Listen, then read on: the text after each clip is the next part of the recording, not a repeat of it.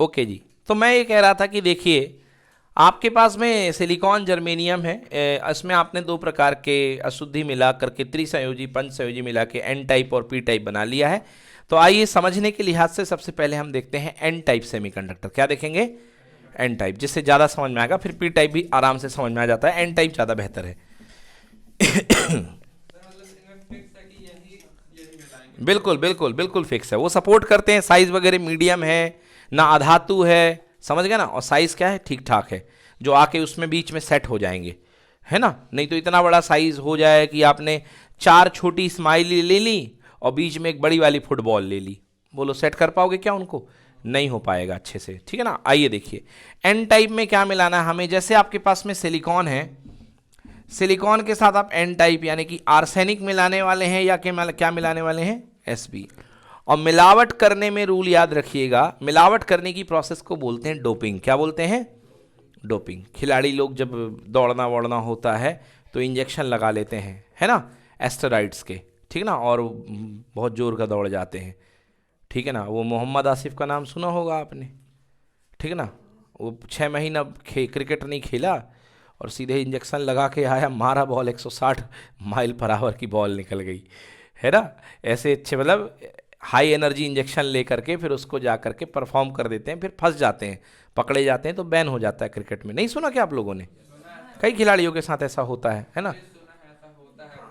हाँ, नहीं नहीं नहीं, ठीक, जो भी, हाँ, कई कई लोग हैं। तो ये देखिए आपके पास में सिलिकॉन, तो इस प्रोसेस को क्या बोलते हैं? डोपिंग बोलते हैं। डोपिंग मतलब मिलाना, डोपिंग मतलब मिलाना, है ना।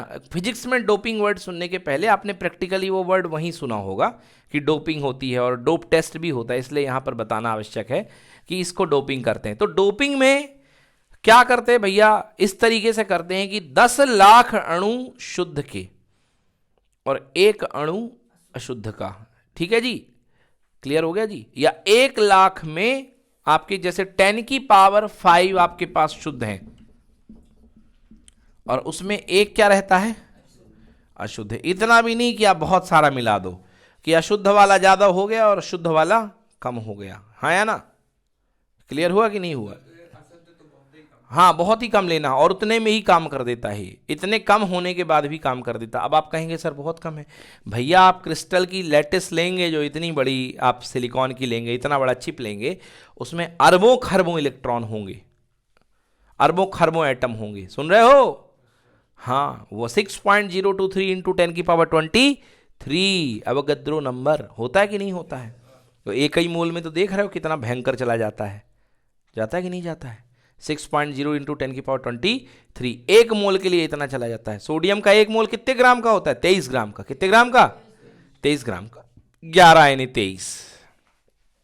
11Na23 और एक मोल में कितने एटम होते हैं? Na यानी अवोगाद्रो नंबर 6.023 इंटू 10 की पावर 23। बोलो जी हाँ या ना। कितने बार अरब घूम जाएगा? 3 बार। 7 या 21, 7 जीरो में क्या लग जाता है? करोड़ लग जाता है, वही है ना। 8 जीरो में 10 करोड़ और 9 जीरो में अरब।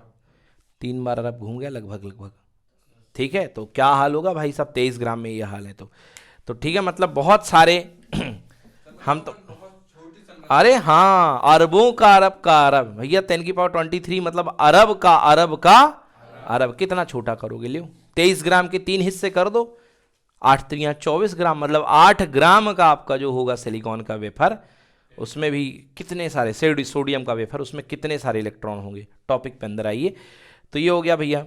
अब इसको बनाते हैं। तो मेन मैं लेटिस का वो वाला पार्ट दिखा रहा हूं जहां पर अपना अशुद्ध वाला पार्ट फंसा हुआ है, अशुद्ध वाला पार्ट फंसा हुआ है। तो देखिए अशुद्ध वाला पार्ट फंसा हुआ है, अपन ने ले रखा क्या? आर्सेनिक। क्या ले रखा है? आर्सेनिक। आर्सेनिक के टोटल कितने इलेक्ट्रॉन होंगे आउटर मोस्ट में? 5। कितने होंगे? 5, क्योंकि 15वें ग्रुप में है तो 1 इलेक्ट्रॉन, 2 इलेक्ट्रॉन, 3 इलेक्ट्रॉन, चौथा इलेक्ट्रॉन। बोलिए जी हाँ। 15वें में था, अष्टक पूरा करने के लिए 18 बनाना था, 15 + 3 18, मतलब जरूरत कितने की थी?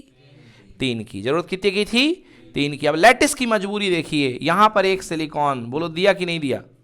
अच्छा, अभी मैंने इसके 4 ही यूज करे हैं, ध्यान से देखना। उसका 1 2 3 4 कौन के? आर्सेनिक के। एक अभी भी मेरी जेब में है, हाँ या ना। ये सिलिकॉन आया, ये सिलिकॉन आया, ये सिलिकॉन आया, देखिए जी, अरे कहाँ 3 हो गए, बता रहे हैं अभी। तो ये 4 सिलिकॉन हो गए, 4 इसके और 4 उसके, कितने हो गए 8। बट एक बचा कि नहीं बचा, वो एक जो होगा लैटिस के बाहर आके फिरेगा, समझ गए। अब उसका लैटिस में कोई काम नहीं है, तो नेचुरली इसको एक मुक्त इलेक्ट्रॉन मिल गया कि नहीं मिल गया, बताइए यस और नो। इसको एक मुक्त इलेक्ट्रॉन मिल गया। हाँ जी सर जब वो पहले मतलब उस पदार्थ के अंदर है तो पहले तो उसको महत्व दिया जाएगा ना, बाद में बंध बनेंगे। नहीं, सर तो पहले सिलिकॉन की लैटिस के अंदर आर्सेनिक है, आर्सेनिक की लैटिस के अंदर सिलिकॉन नहीं है। सिलिकॉन की लैटिस के अंदर कौन गया है, आर्सेनिक। मेहमान ये है भाई साहब, सर आर्सेनिक 3 बंध बनाता क्यों भैया, क्यों 3 बंध बनाएगा, बनाएगा तो 4 ही। अगर आप 3 उपलब्ध कराते, अगर आप 3 उपलब्ध कराते और उसके 5 हाथ खुले रहते, कितने हाथ, 5 हाथ। नाइट्रोजन का स्ट्रक्चर देखिए, अब केमिस्ट्री पे ले जाते हैं आप लोग मेरे को।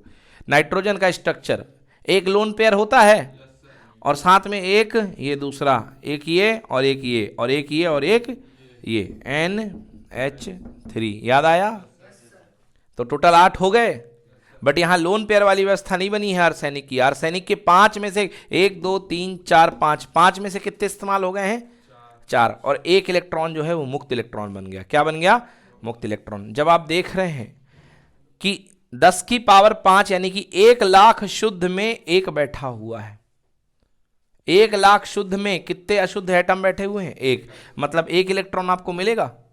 तो अरबों एटम में आपको हजारों की संख्या में मिलेंगे कि नहीं मिलेंगे, मिलेंगे कि नहीं मिलेंगे, बोलिए यस और नो।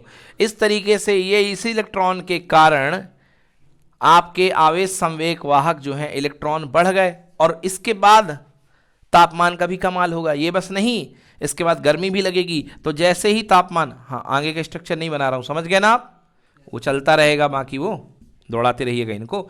अब इसके बाद तापीय विक्षोभ भी देखिए, तापीय विक्षोभ के कारण मान लीजिए ये इलेक्ट्रॉन निकल गया, तो यहां पर क्या बन जाएगा, होल बन जाएगा। समझ में आया।